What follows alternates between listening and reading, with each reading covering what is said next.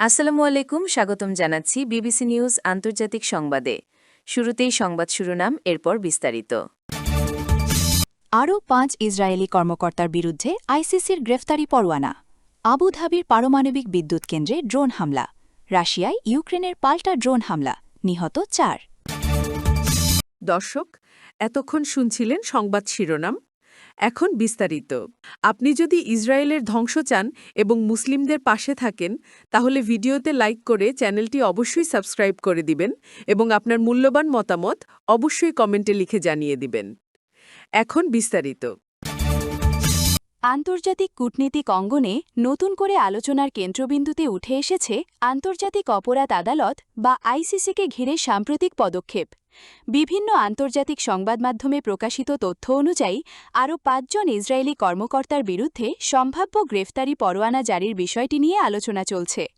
এই ঘটনাকে কেন্দ্র করে বিশ্বজুড়ে রাজনৈতিক বিশ্লেষক, মানবাধিকার পর্যবেক্ষক এবং আন্তর্জাতিক আইন বিশেষজ্ঞদের মধ্যে ব্যাপক আলোচনা তৈরি হয়েছে।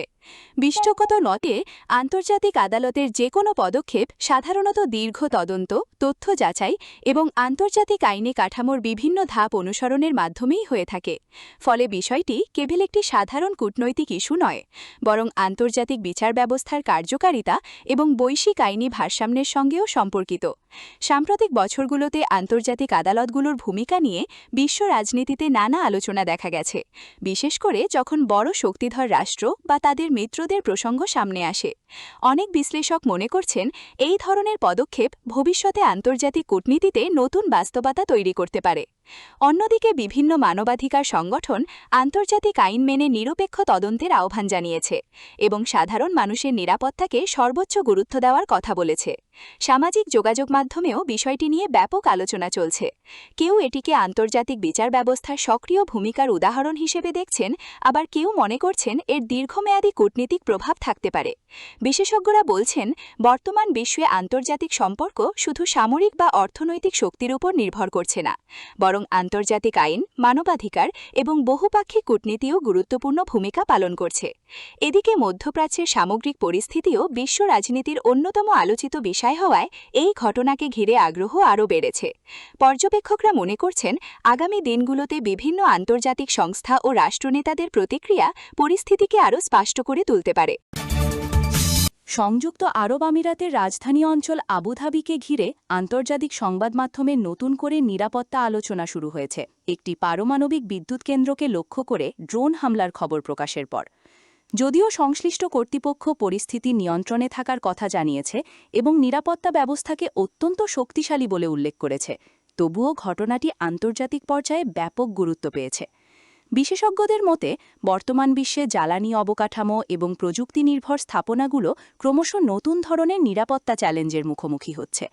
পারমাণবিক বিদ্যুৎ কেন্দ্রগুলো সাধারণত অত্যন্ত উন্নত নিরাপত্তা বলয়ের মধ্যে পরিচালিত হয়, কারণ এগুলোর সঙ্গে একটি দেশের বিদ্যুৎ, প্রযুক্তি এবং অর্থনৈতিক স্থিতিশীলতার বিষয় জড়িত থাকে। কিন্তু সাম্প্রতিক বছরগুলোতে ড্রোন প্রযুক্তির দ্রুত বিস্তার বিশ্বজুড়ে নিরাপত্তা বিশ্লেষকদের নতুন করে ভাবতে বাধ্য করেছে। ছোট আকারের প্রযুক্তি নির্ভর ডিভাইসগুলো কিভাবে বড় ধরনের নিরাপত্তা উদ্বেগ তৈরি করতে পারে, সেই বাস্তবতা এখন অনেক দেশের জন্যই গুরুত্বপূর্ণ হয়ে উঠেছে।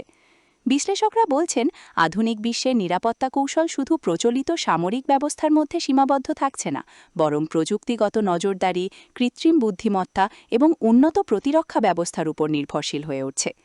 সামাজিক যোগাযোগ মাধ্যমেও এই ঘটনাকে ঘিরে ব্যাপক আলোচনা চলছে। অনেকে মনে করছেন, ভবিষ্যতে গুরুত্বপূর্ণ জ্বালানি ও প্রযুক্তিগত স্থাপনাগুলোর নিরাপত্তায় আরও উন্নত প্রতিরক্ষা প্রযুক্তি ব্যবহার করা হবে। আন্তর্জাতিক জ্বালানি বিশ্লেষকরাও বলছেন, পারমাণবিক অবকাঠামোর নিরাপত্তা নিশ্চিত করা এখন শুধু একটি দেশের বিষয় নয়, বরং বৈশ্বিক নিরাপত্তার অংশ। কারণ একটি অঞ্চলের অস্থিতিশীলতা আন্তর্জাতিক অর্থনীতি ও জ্বালানি সরবরাহ ব্যবস্থাতেও প্রভাব ফেলতে পারে। এদিকে মধ্যপ্রাচ্য অঞ্চল বরাবরই বৈশ্বিক জ্বালানি ও বাণিজ্যের গুরুত্বপূর্ণ কেন্দ্র হওয়ায় এমন খবর বিশ্ববাজারেও আলোচনার জন্ম দিয়েছে। প্রযুক্তি বিশেষজ্ঞরা মনে করছেন, আগামী বছরগুলোতে ড্রোন প্রতিরক্ষা প্রযুক্তির বাজার আরও সম্প্রসারিত হতে পারে এবং বিভিন্ন দেশ নিজেদের নিরাপত্তা নীতিমালা আধুনিকায়নের দিকে আরও জোর দেবে। ইউরোপের চলমান নিরাপত্তা পরিস্থিতি আবারও আন্তর্জাতিক আলোচনার কেন্দ্রবিন্দুতে উঠে এসেছে রাশিয়ায় ইউক্রেনের পাল্টা ড্রোন হামলার খবর প্রকাশের পর। বিভিন্ন আন্তর্জাতিক সংবাদ মাধ্যমের প্রতিবেদনে বলা হয়েছে, সাম্প্রতিক এই হামলায় অন্তত 4 জন নিহত হওয়ার তথ্য সামনে এসেছে। বিশ্লেষকরা বলছেন, আধুনিক সংঘাতের ধরন এখন দ্রুত পরিবর্তিত হচ্ছে এবং সেখানে ড্রোন প্রযুক্তি গুরুত্বপূর্ণ ভূমিকা পালন করছে। অতীতে যেখানে প্রচলিত সামরিক কৌশল বেশি ব্যবহৃত হতো, বর্তমানে প্রযুক্তি নির্ভর দূরপাল্লার সক্ষমতা এবং নজরদারি ব্যবস্থায় বড় ভূমিকা রাখছে। বিশেষজ্ঞদের মতে, ড্রোন প্রযুক্তির বিস্তার শুধু সামরিক কৌশলই বদলায়নি, বরং নিরাপত্তা পরিকল্পনাকেও নতুনভাবে সাজাতে বাধ্য করছে বিভিন্ন দেশকে। সাম্প্রতিক ঘটনাকে ঘিরে সীমান্তবর্তী অঞ্চলে সাধারণ মানুষের নিরাপত্তা নিয়েও উদ্বেগ তৈরি হয়েছে। আন্তর্জাতিক সম্প্রদায় বরাবরের মতো শান্তিপূর্ণ সমাধানের আহ্বান জানিয়ে আসছে এবং কূটনৈতিক আলোচনার গুরুত্বের উপর জোর দিচ্ছে। বিশ্লেষকরা মনে করছেন, দীর্ঘমেয়াদী অস্থিতিশীলতা শুধু আঞ্চলিক নিরাপত্তা নয়, বরং বিশ্ব অর্থনীতি, জ্বালানি সরবরাহ এবং খাদ্য বাজারেও প্রভাব ফেলতে পারে। কারণ বর্তমান বিশ্ব ব্যবস্থায় এক অঞ্চলের সংকট দ্রুত অন্য অঞ্চলের অর্থনৈতিক এবং সামাজিক পরিস্থিতিতেও প্রভাব ফেলে। সামাজিক যোগাযোগ মাধ্যমেও ড্রোন প্রযুক্তির ব্যবহার নিয়ে ব্যাপক আলোচনা চলছে। কেউ এটিকে আধুনিক প্রতিরক্ষা ব্যবস্থার অংশ হিসাবে দেখছেন, আবার কেউ মনে করছেন ভবিষ্যতে সংঘাত আরও প্রযুক্তি নির্ভর হয়ে উঠতে পারে। সামরিক বিশ্লেষকরা বলছেন, আগামী কয়েক বছরে ড্রোন প্রতিরক্ষা প্রযুক্তি এবং স্বয়ংক্রিয় নিরাপত্তা ব্যবস্থার উন্নয়নে আরও বেশি বিনিয়োগ দেখা যেতে পারে। একই সঙ্গে আন্তর্জাতিক কূটনৈতিক মহল পরিস্থিতি নিয়ন্ত্রণে রাখতে সংলাপ ও স্থিতিশীলতার ওপর জোর দিচ্ছে। দর্শক, প্রযুক্তি নির্ভর এই পরিবর্তিত নিরাপত্তা বাস্তবতা নিয়ে আপনার মতামত কি, সেটি অবশ্যই কমেন্টে জানাবেন, কারণ আপনার মতামতই আমাদের ভবিষ্যতের বিশ্লেষণধর্মী ভিডিও তৈরিতে অনুপ্রেরণা দেয়। আর বিশ্ব পরিস্থিতি, প্রযুক্তি, অর্থনীতি এবং আন্তর্জাতিক আপডেট সবার আগে পেতে ভিডিওতে লাইক দিন, বন্ধুদের সঙ্গে শেয়ার করুন এবং চ্যানেলটি সাবস্ক্রাইব করে পাশে থাকুন। আজকের মতো এখানেই বিদায় নিচ্ছি। সবাই ভালো থাকুন, নিরাপদ থাকুন। ধন্যবাদ।